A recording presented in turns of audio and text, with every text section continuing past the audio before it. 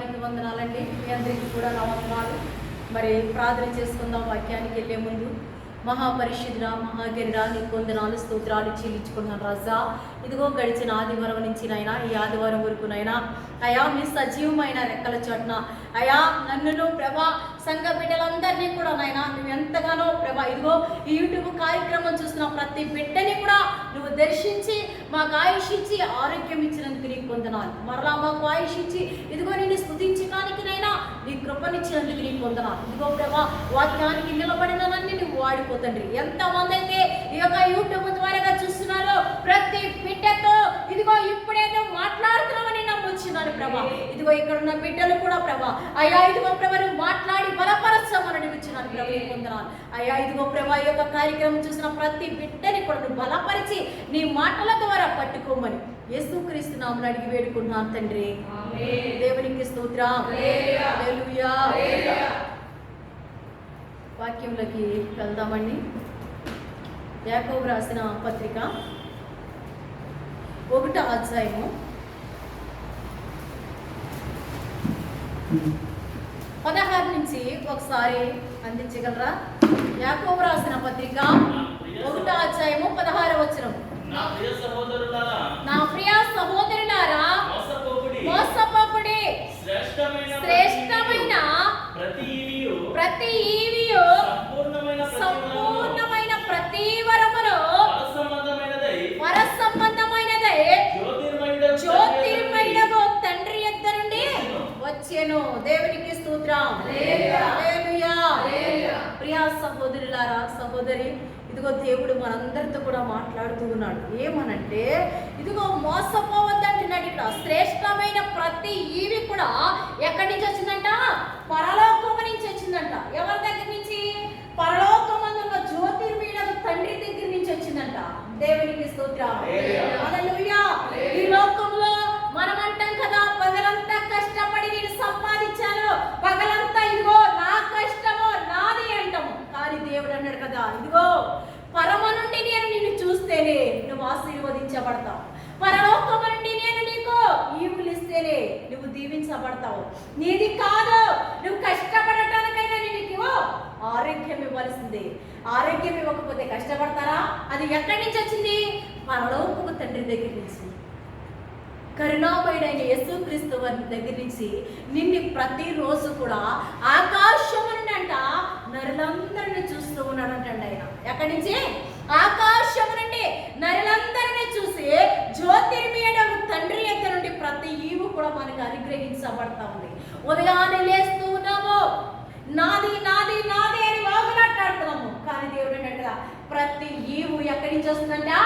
ప్రతిరోజు ప్రతి క్షణము కూడా ఇదిగో నువ్వు బ్రతుకుతున్నావంటే ప్రతి క్షణము కూడా పరలోకం నుండి యేసయ్యని చూస్తూ ఉన్నాడు. కనుక నువ్వు ఇంకా క్షేమంగా ఉన్నావు, నువ్వు ఇంకా ఆరోగ్యంగా ఉన్నావు, నువ్వు ఇంకా కృప పొంది ఉన్నావు. దేవుని బిడ్డలారా, దేవునికి స్తోత్రం. మనం అనుకుంటాం కదా, నా కష్టము, నా లేత నా చెమట, నా రక్తం అనుకుంటాము. కానీ దేవుడు పరలోకము నుంచి నీ చూసి ప్రతిదీ కూడా నీకు ఆయన అనుగ్రహిస్తూ ఉన్నాడు.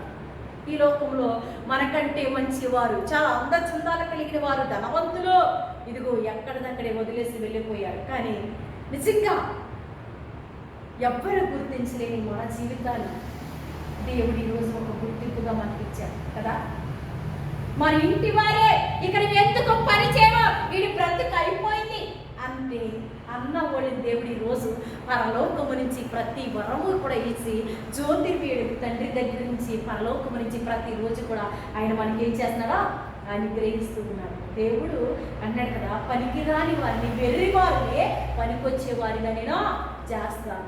నిజంగా ఈరోజు అయితే ఇక్కడ మనము నిలబడిన మనము, కూర్చున్న మనము, ఇప్పుడు దేవుడు మనతో మాట్లాడుతున్నాడు. ఇదిగో ఈ యొక్క కార్యక్రమం చూస్తే మీతో కూడా దేవుడు మాట్లాడుతూ ఉన్నాడు. ఇదిగో పనికి రారు, లేకపోతే ఇదిగో వ్యక్తులు అన్న మనకి ఆయుష్ ఇచ్చాడు. ఈ ఆఖరి దినాలలో మనం అందరికంటే తక్కువ వారు, కానీ అన్నిటికంటే గొప్పవారు, ఆస్తుపరులు, అందచందాలు కలిగిన వారికి ఈ రోజు లేదు, ఈ ఆయుష్ లేదు. వెళ్ళిపోయారు. కానీ పనికి రాని మనకి దేవుడు పరలోకము నుంచి ప్రతి కూడా ఆరోగ్యము, ఆయుష్, ప్రతిదీ కూడా ఉదయం మొదలుకొని పండుకునే వరకు కూడా నేను కాపాడి, ఇదిగో ఆయన కునుకకుండా నిద్రపోకుండా ఇశ్రాయేలు అంటే ఆయన స్తుతించిన ప్రతి బిడ్డని కూడా కునుకకుండా నిద్రపోకుండా ఆయన నిన్ను కాపాడుతూ ఉన్నాడు. దేవునికి స్తోత్రం. లోకంలో అన్నిటికంటే దేవుడు ఎవరిని ప్రేమించాడో తెలుసా? ఆయన సృష్టించిన సృష్టిలో ఎవరిని ప్రేమించాడో తెలుసా? ఎవరిని ప్రేమించాడు? మానవుడిని. చూద్దాం. దేవునికి స్తోత్రం. చదవండి. ఆయన యందు ఏ చంచలత్వమైనను ఏ ఛాయైనను లేదు. దేవునికి స్తోత్రం. అంట ఏ సంచలత్వమైనను, ఏ కపటమైనను, ఏది కూడా ఛాయైనను లేదంటండి. ఆయన పరిశుద్ధుడు. మీకు కూడా తెలుసా? పాలు మరి పశువుల యొక్క ఒక ఆవు పాలు కానీ ఒక గేదె పాలు కానీ పాలు తీసినప్పుడు దాంట్లో ఒక మచ్చ కనపడుతుందా? మీకు కనపడుతుందా? పాలకి మచ్చ ఉండదు. దేనికి మచ్చ ఉండదు? గేదెకి మచ్చ ఉండదు. కనుక ఆయన పరిశుద్ధుడండి. ఆయన పరిశుద్ధుడు. ఆయన ఎంత ఏ చంచలత్వమైన ఏ మనస్తత్వం లేదంట. ఆయన పరిశుద్ధుడు. దేవునికి స్తోత్రం. హల్లెలూయా. ఆయన తాను సృష్టించిన వాటిలో మనము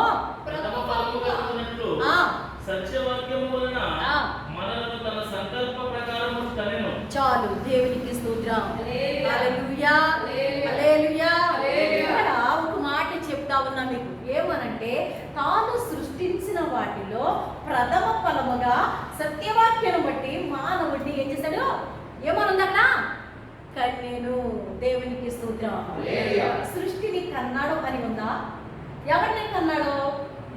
మానవుడిని కన్నాడండి. ఆయన ప్రథమ ఫలముగా చేశాడంట మానవుడి. అంటే ఈ సృష్టిలో అన్నిటికంటే బహుగా ప్రేమించింది ఎవరినంటే మానవుడిని. ఈ సృష్టిలో దేనిని కూడా ఆయన రూపంతో చేయలేదు. కలుగుని గాక సముద్రములు, భూమి, ఆకాశం, సూర్యచంద్రులు, నక్షత్రములు, సృష్టి ప్రతిదీ కూడా కలుగుని గాక కలిగింది. కానీ మానవుడిని కన్నాడంట. అక్కడ ఉందా? సృష్టించాడని ఉంది అక్కడ. మానవుడిని వాక్య ప్రకారముగా కన్నాడంట. దేవునికి స్తోత్రం. నువ్వు ఎంత ధన్యుడు మానవుడా. నిన్ను ఎవరు కన్నారో? నిన్ను కోతి వల్ల లేకపోతే ఏదో పశువు వల్ల నువ్వు రాలా. ఇంకా నువ్వు పిచ్చిగా ఇదిగో ఈ లోకంలో ఆచారాల్లో పడి ఇదిగో నేను కోతి ద్వారాగా వచ్చాను, దాని ద్వారాగా వచ్చానని అనుకుంటున్నావా? ఇదిగో వాక్యము చూపిస్తూ ఉంది నీకు. ఇదిగో సృష్టి అంతటిలో ఆయన సత్యవాక్యము వలన మనలను తన సంకల్ప ప్రకారము కన్నాడంట. తెలుసుకో. దేవుని యందు నువ్వు ఆయన నిన్ను కన్నాడు. అబ్రహాము కరిను, ఇస్సాకు కరిను, యాకోబు కరిను. ఆ రోజుల్లో మరి స్త్రీలని లెక్కింపబడలేదు, పురుషులు మాత్రమే లెక్కింపబడ్డారండి. దేవునికి స్తోత్రం. శారా కన్నదే అనుందా? ఏమనంటే అబ్రహాము కన్నాడు. దేవునికి స్తోత్రం. యేసుక్రీస్తు వారు తండ్రి అయిన దేవుడు నిన్ను కన్నాడు. ఈ సృష్టిని కనలేదు. ఏది కూడా నిన్ను కనలేదు. ఓ మానవుడా, దేవుడు మాత్రమే ఇక్కడ ప్రథమ ఫలముగా తన సంకల్పము చెప్పిన ఆశ కలిగి నిన్ను కన్నాడు. అంతా కూడా సృష్టించాడంట. ఇదిగో ఇక్కడ ఉంది కదా, ఆయన తాను సృష్టించిన వాటిలో మనము సృష్టించిన వాటిలో అంటే ఈ లోకంలో అన్ని కూడా ఆయన సృష్టించాడు కదా. ఇక్కడ కన్నాడు. దేవునికి స్తోత్రం. ఒకసారి మీ అందరూ కూడా ఒకవేళ వాక్యం సరిగా ఇంకా చదవకపోతే బైబిల్ చదివి ఒక్కసారి ఆలోచించండి. ఒకవేళ నువ్వు ఈరోజు వాక్యం వింటున్నా నీవు కూడా అనుకోవచ్చు, నేను దాని ద్వారా వచ్చాను, దీని ద్వారా లోకంలో సృష్టికర్త అయిన ఇదిగో నిన్ను కనిన దేవుణ్ణి నీవు మరిచిపోయి సృష్టిని పూజించే నీవు ఒక్కసారి బైబిల్ చదువు. ఈ లోకంలో ఒకే ఒక్క గ్రంథం పరిశుద్ధ గ్రంథం అండి. దేవునికి స్తోత్రం. హల్లెలూయా. నిన్ను కన్నాడైనా ఎలాగంటే ఆయన రూపము, ఆయన యొక్క ప్రాణం పోసి నిన్ను కన్నాడు. మరలా దేవుడు ఏం చేస్తాడంటే కానీ ఇదిగో రూపం చేసుకుని ఆయన రూపం మనకు పెట్టి ఆయన ప్రాణం ఇచ్చి కానీ ఈ సృష్టిలో ఫలించినట్టే మనం ఏం చేస్తామంటే పాపము చేస్తాము. పాపం చేసినప్పుడు మరలా తండ్రి అయిన దేవుడు మానవుని ప్రథమ ఫలముగా ప్రేమించాడు కనుక మత్తయి సువార్తలో ఒక మాట ఉంటుంది, లోకంలో అన్నిటికంటే దేవుడిని ఎవరు ప్రేమించాడు? మానవుడిని ప్రేమించాడు. లోకములో ఉన్న వాటి కంటే అయినా గొప్పవాడండి. దేవునికి స్తోత్రం. హల్లెలూయా. అయితే ఇక్కడ అన్నాడు కదా, నేను కన్నాను అన్నాడు. దేవునికి స్తోత్రం. ఈ రోజు ఎవరు కన్నారు నిన్ను? తల్లి గర్భంలో ఆయన కన్ని వేస్తేనే నువ్వు తల్లి ద్వారాగా వచ్చావు, కానీ నీ తల్లి కూడా నేనేమీ చెయ్యలేదు. 3వ నెల పిండము కాకముందే నేను ఎరిగి ఉన్నాను. దేవునికి స్తోత్రం. నిన్ను ఎవరికన్నారంటే దేవుడు నిన్ను కలిగి ఉన్నాడు. సృష్టికర్త, భూమి ఆకాశాలు కలిగి చేసిన సృష్టికర్త నిన్ను కలిగి ఉన్నాడు. ఒకసారి చూద్దాం. నా ప్రియ సహోదరులారా, మీరు సంగతులు ఎరుగుదురు కనుక వినుటకు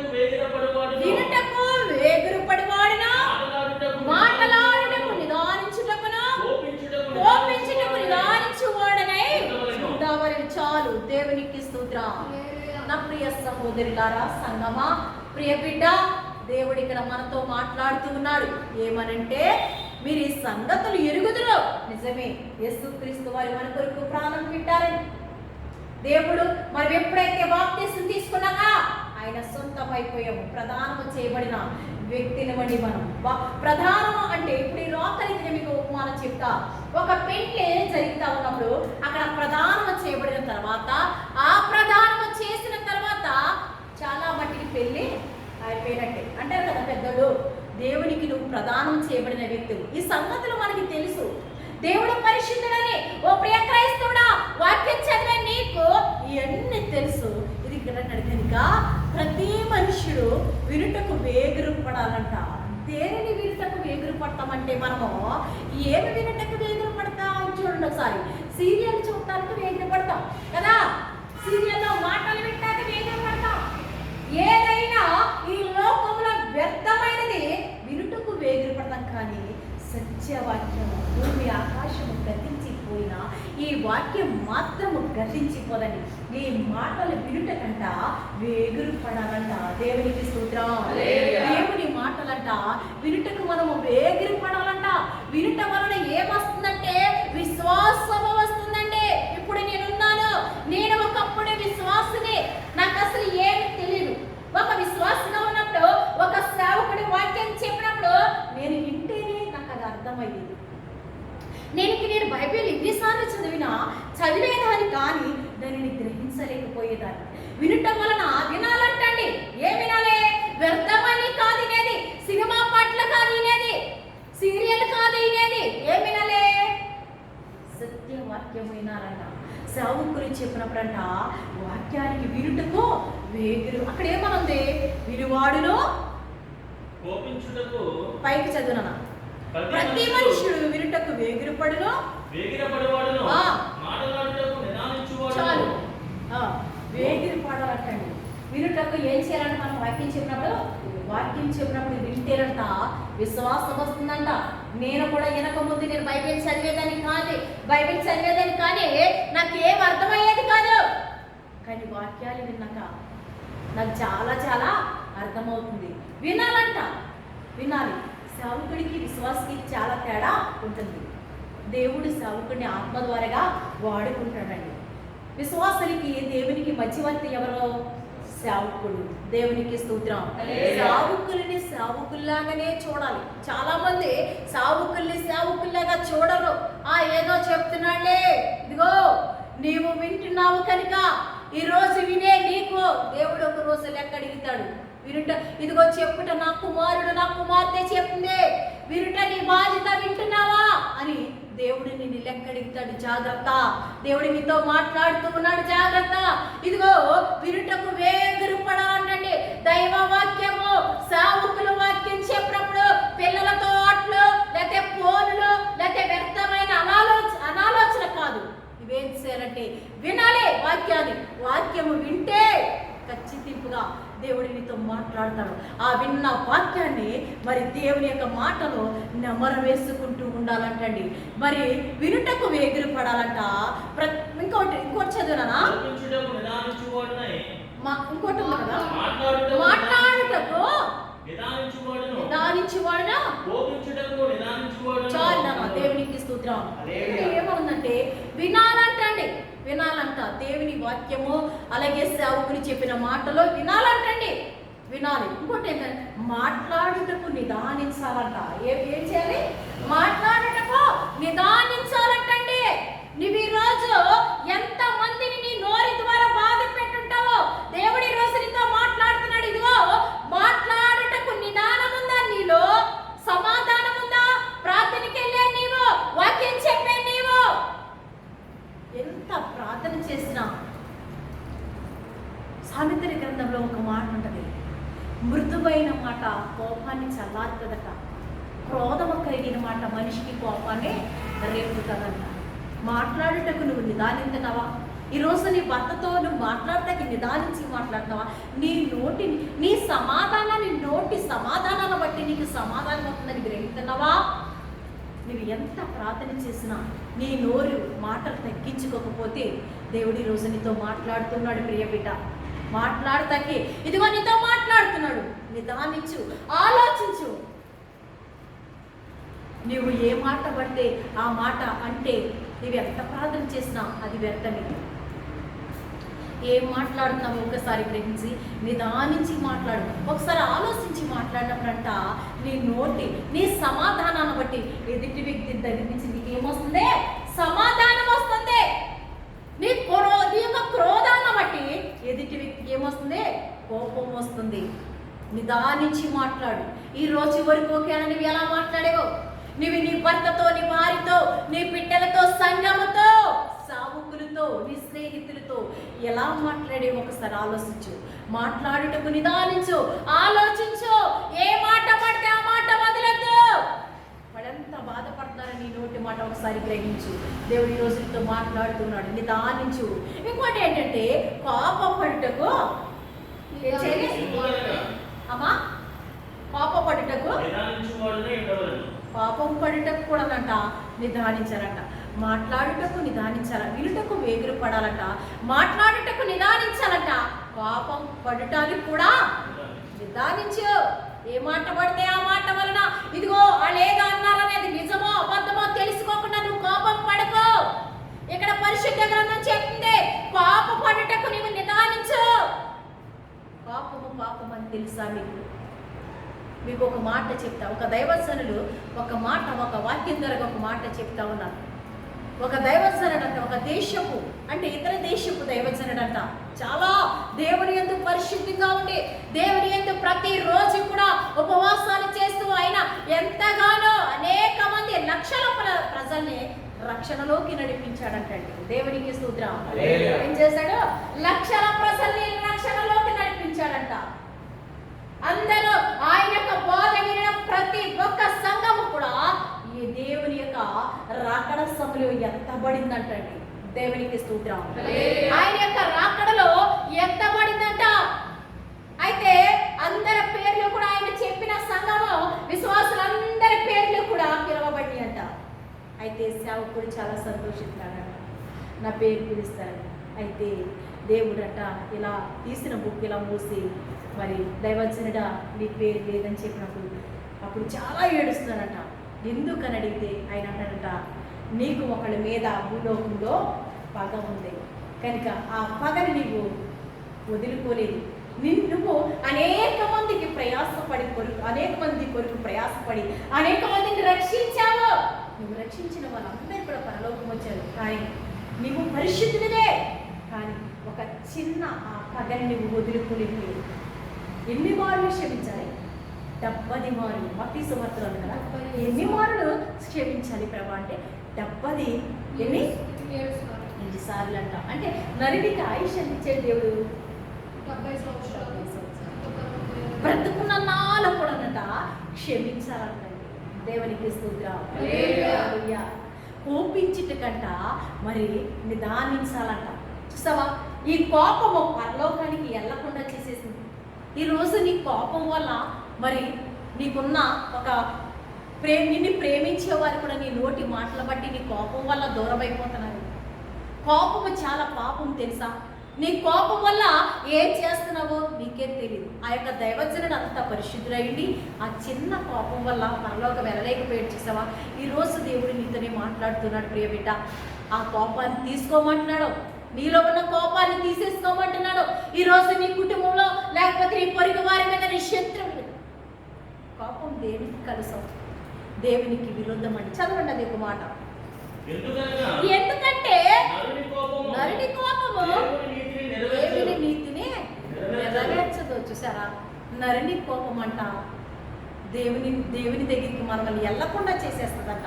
దేవుని నీతిని నెరవేర్చదంట. నువ్వెంత ప్రార్థనాపరుడు అయిని, నువ్వెంత మరి ప్రార్థనాపరురాలు అయిని, కానీ నీలో కోపం అనేది, పాపం అనేది ఉంటే అది దేవునికి నీకు మంచిగా అడ్డుగా వస్తుందని.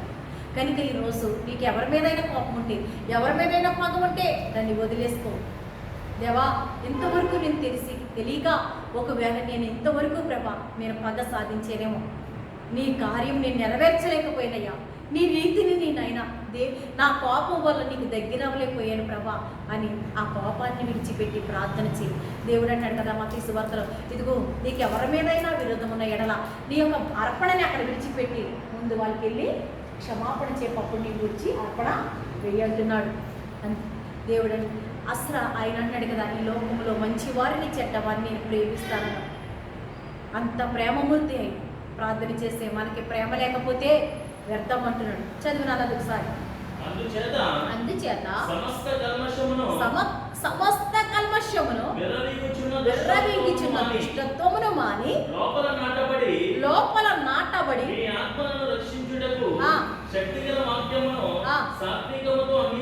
చాలునా దేవునికి స్తోత్రం.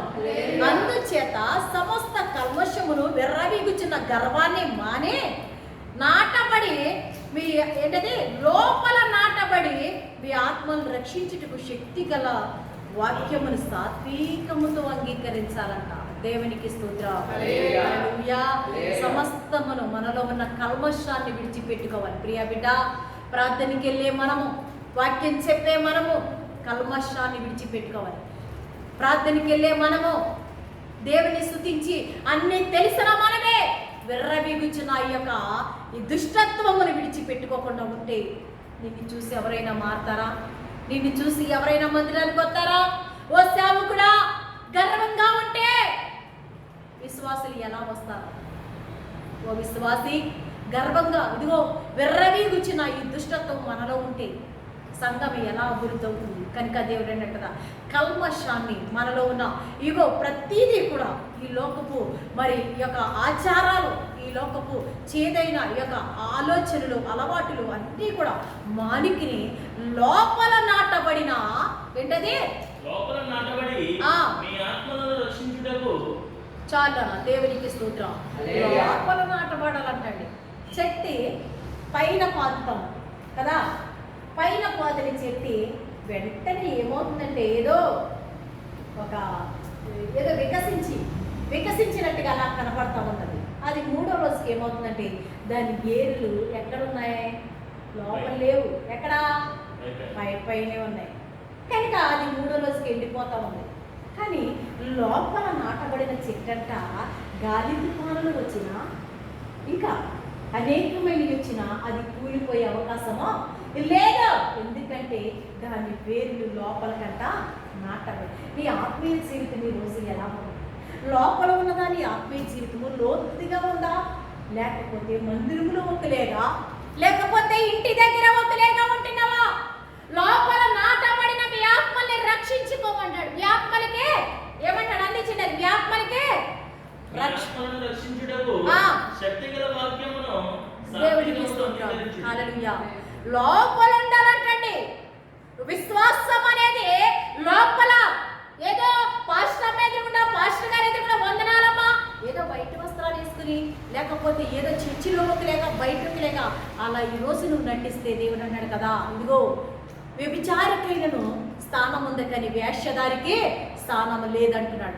నటించవద్దు. నువ్వు ఎన్ని రోజులు నటిస్తావు సేవకుల దగ్గర? ఎన్ని రోజులు ఇదిగో నీ బంధువుల దగ్గర, తల్లిదండ్రుల్ని మోసం చేస్తూ ఉంటావు? లోపల ఉండాలి నీకు శుద్ధి. లోపల లోతైన రక్షణ నీకు కావాలి. లోతైన లోపల నాటబడిన దానివి వలె నీవు ఉన్నావా? లోతైన రక్షణ కలిగి నీవు ఉన్నావా? దినమునికి ఎన్ని మారులు ప్రార్థన చేస్తూ ఉన్నావు?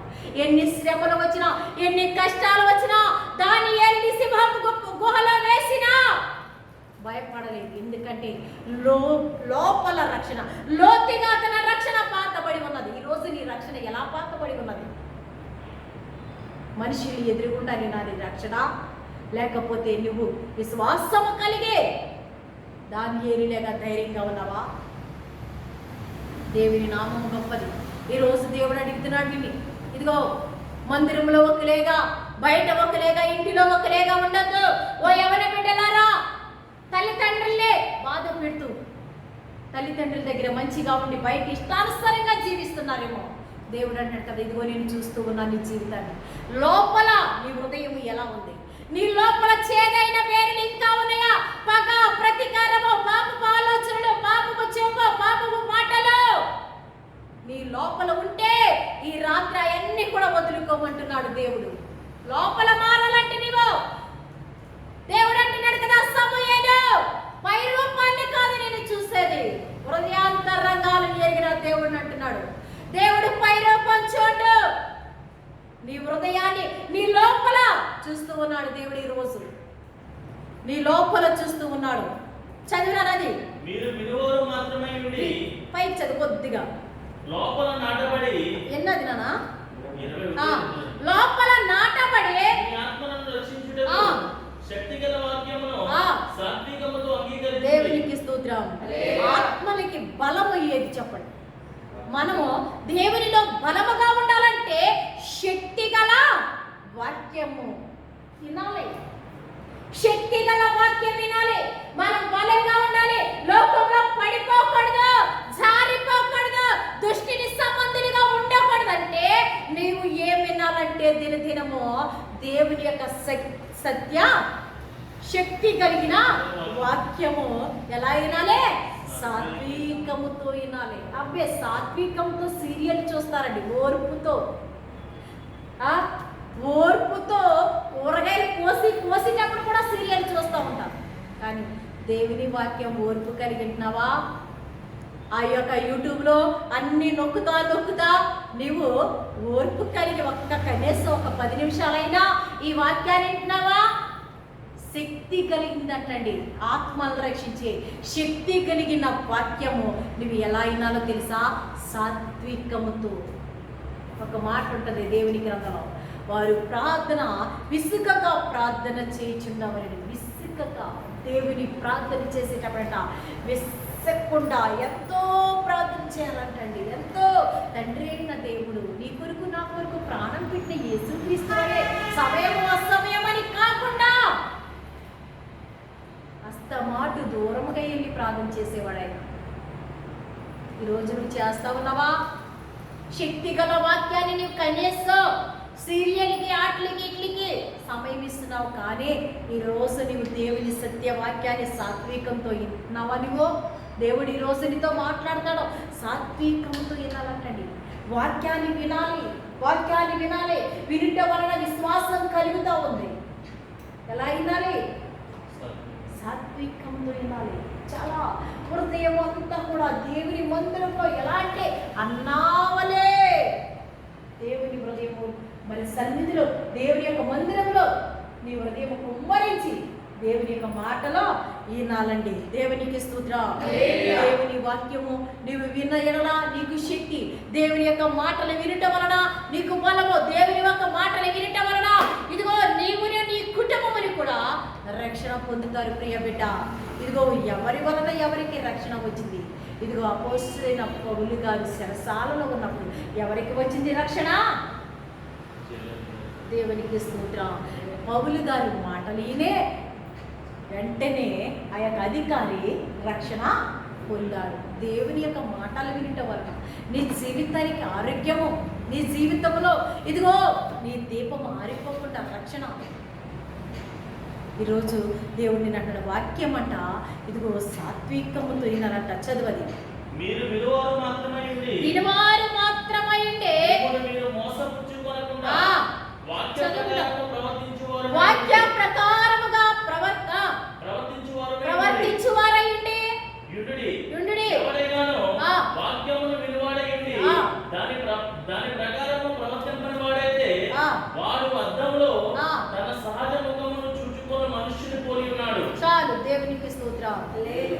వాక్యము వినంట దాని ప్రకారముగా ఏం చేయాలి, నడుచుకోవాలంటండి. ఏదో విన్నాము వాక్యము వెళ్ళిపోయామంటే కాదు, వినుట వలన ఇదిగో విని దాని ప్రకారంగా నడుచుకోమన్నాడు దేవుడు. బిడ్డలారా, ఇదిగో దేవుడు మీతో మాట్లాడుతున్నాడు. వాక్యము విని విడిచిపెట్టకుండా వాక్యము ద్వారా సేవకుల ద్వారా దేవుడు ఏం మాట్లాడుతున్నాడో అట్టి రీతిగా నేను జీవించమంటున్నాడు. ఈరోజు విని విడిచిపెట్టొద్దు. ప్రయాసపడి దేవుడు నీతో మాట్లాడుతూ ఉన్నాడు. ఆయన పరమ నుండి ఒక మనిషిని, ఒక సేవకురాలిని ఇక్కడ అడ్డుపెట్టి నీతో మాట్లాడుతూ ఉన్నాడు. ఆయన విని వాటిని వదిలివేయద్దు. ఆ మాటల ప్రకారంగా నీవు నడుచుకో. ఒకవేళ నడవకపోతే ఆ మనుషుడు అద్దంలో మనం చూసుకుంటాం. చూసుకుని వెంటనే మన రూపాన్ని మరలా మరిచిపోతాం. వ్యర్థం అంటండి. విన్నాము, నువ్వు దేవుని మాటలు గ్రహించకపోతే విన్నా వ్యర్థమైపోతుంది. దాని ప్రకారంగా నువ్వు ప్రవర్తించకపోతే లాభమే లేదు. నువ్వు ఎంత దూరం వెళ్ళినా, ఎన్ని మందిరానికి వెళ్ళినా నువ్వు విని దాని ప్రకారంగా నడవకపోతే వ్యర్థమండి. దేవునికి స్తోత్రం. చదువు కిందకి. వాడు తన్ను చూచుకుని అవతలికి పోయి తనెట్టివాడు వెంటనే మర్చిపోవును కదా. అయితే స్వతంత్రము ఇచ్చు సంపూర్ణమైన నియమంలో తేరు చూచి నిలకడగా ఉండువాడెవడో వాడు విని మంచివాడు కాక క్రియలు చేయువాడే ఉండి తన క్రియలో ధన్యుడగును. చాలు. దేవునికి స్తోత్రం. హల్లెలూయా. దేవుని వాక్యానంట విని విడిచిపెట్టకుండా ఆ యొక్క మాటలు విని ఏం చేయాలంటే ఇది క్రియలను చెయ్యువాడై ఉండి తన క్రియలో దేవుని యొక్క మాటలు విని ఆయన యొక్క మరి మాటలను విని మన విశ్వాసం అంట క్రియలలో చూపించాలి. మన విశ్వాసం అంట చేపలలో చూపించాలి. దేవుని యొక్క మాటలంట మనం మాట్లాడుతూ ఉండగలంట దేవుని యొక్క మాటల వలన ఎదుటి వ్యక్తి వెంటనే పరిశుద్ధాత్మ పొందుకోవాలంట. దేవుని యొక్క మాటని విని ఆయన యొక్క మాటని విని ఆ క్రియని చేయాలంటండి. దేవుని యొక్క మాటలు విని ఆయన ప్రకారంగా నడిచిన వాడు ఏమవుతాడు? ధన్యుడంట. దేవునికి స్తోత్రం. ఒక చిన్న మాట నేను చూపించి మీకు నేను ఇదిగో 27కి రండి ఒకసారి. 27 మరి కింద 3వ లైన్ చూడండి. కాదు, ఇహలోక మాలిన్యము తనకంటకుండా తనను తాను కాపాడుకుంటే ఒక్కసారి పైకి చదువు. 27 కింద నుంచి చదువు. దిక్కులేని పిల్లలను నిష్కళంకమైన భక్తి ఎదురగా దిక్కులేని పిల్లలను విధవరాలను వారి ఇబ్బందిలో పరామర్శించుటయు ఇహలోక మాలిన్యము తనకంటకుండా తను తాను కాపాడుకుంటేనే. నాన్న ఒక్కసారి పైకి చదివిందా? 25 స్వాతంత్రము ఇచ్చు చదువుకుంటారా? నియమంలో తేరు చూచి నిలకడగా ఉండువాడెవడో వాడు విని మంచివాడు కాక క్రియలు చేయువాడై ఉండి తన క్రియలో ధన్యుడగును. ఎవడైనాను తన నోటికి కళ్ళెం పెట్టుకొనక తన హృదయమును మోసపరుచుకొనుచు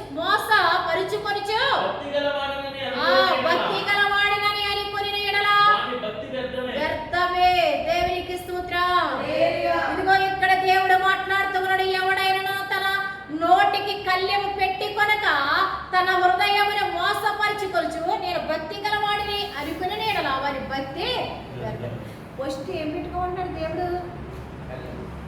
కళ్ళెం అంటే ఏంటి? గుర్రానికి ఏం పెడతారు?